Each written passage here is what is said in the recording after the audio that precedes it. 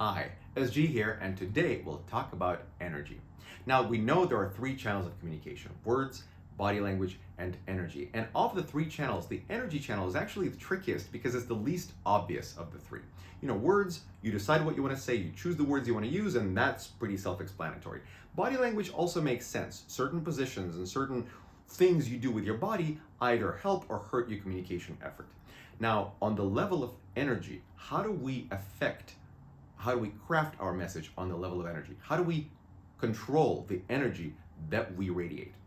Here's the thing: you can't control the energy that you radiate, but what you can control is the thing that causes you to radiate certain types of energy, and that thing is your inner dialogue. In other words, the way you speak to yourself about the things that are happening in front of you changes the kind of energy that you radiate in response. So by changing the inner dialogue, the way you talk to yourself, thinking that nobody can hear you, but actually everybody can, because your energy changes based on what you say to yourself, right?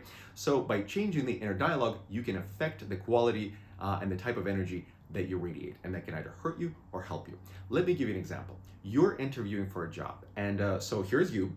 Here's the job you want, the thing you want, and here's a person interviewing you. And if you think about that person as an obstacle between you and the thing you want, that job, then automatically you're there's a tension. If you see the person as an obstacle, there's immediately some sort of tension that happens. There's sort of not an antagonistic feeling, but kind of there's a little bit of fear, because they have the power to give you the thing you want or not give you the thing you want. You're trying to manipulate them. You're trying to control their perception of you, and that creates a certain kind of energy that they makes them feel tense. And they might not even know why, but they'll find reasons why you're not a good fit for this job if they feel a certain kind of tense and nervous and fearful energy from you.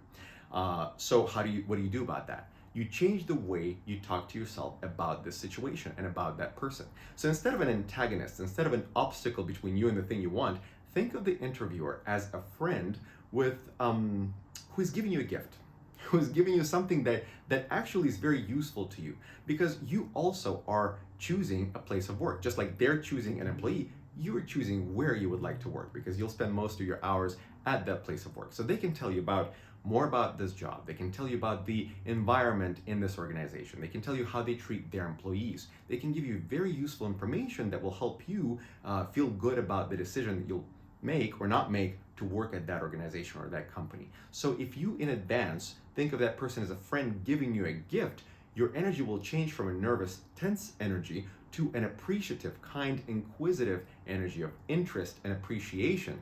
And so then that person will feel good around you. They'll feel positive vibes. They'll feel like you're not there to judge them or manipulate them, that you're there to learn something from them, and that will help them relax. And then if they feel good, they will look for reasons why you're a qualified candidate, why to hire you instead of why you're not a good fit. Another example, a date. You're meeting somebody new for the first time, and you don't know if this is going to be a soulmate or just a waste of your time. And if you're thinking of that person, well, I'm going to just examine them, I'm gonna put them to the test or something. If you're thinking of that person as auditioning for you, if basically there is an energy of judgment coming from you to the person feels kind of uncomfortable. They can't quite formulate why, but there's a weird vibe, a vibe of expectations. Or maybe you're trying to get them to like you, and then you're trying to, again, manipulate them. Nobody wants to feel manipulated. And so if you change the way you talk to yourself about that person, that will change the energy that you radiate, and will change the energy that the other person will perceive. So instead of kind of making it an audition or a test or a manipulation exercise, make it an exercise in gratefulness. Because that person who you're meeting, no matter what kind of a person they will end up being, they will probably teach you something about yourself in this situation. You might learn something about them and about people in general. You might learn something about life.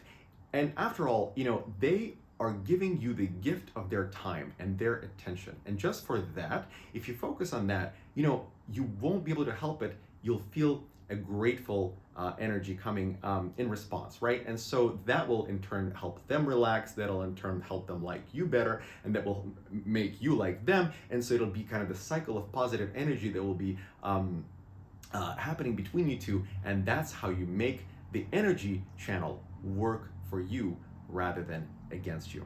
I hope this was helpful. If it was, hit the like button, share this video with your friends, and I will see you next time with more communication tips.